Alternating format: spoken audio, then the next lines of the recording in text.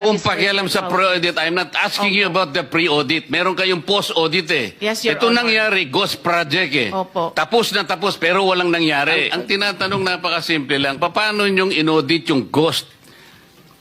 Bago po bayaran ng COA yan, pipirma ang resident auditor.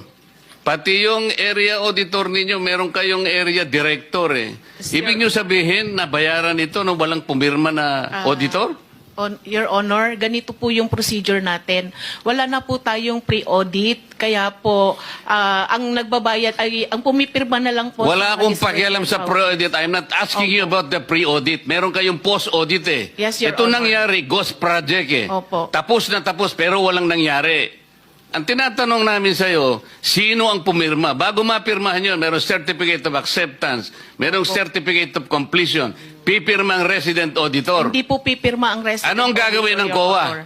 Post-audit nga lang po. Kaya po... Ano nga yung post-audit? In your charter, Opo. magkaintindihan tayo. Ito yung inyong charter, sample of services listed in COA Citizens Charter. Financial audit, performance audit, compliance audit, fraud audit, special audit, notice of disallowance, notice of charge, notice of suspension.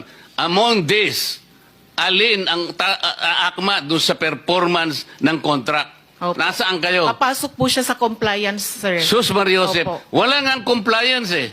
Ganito po, Your Honor, marami pong observation ng mga auditors natin pagdating po sa compliance nila sa procurement. Sinong mag-a-avail ng compliance?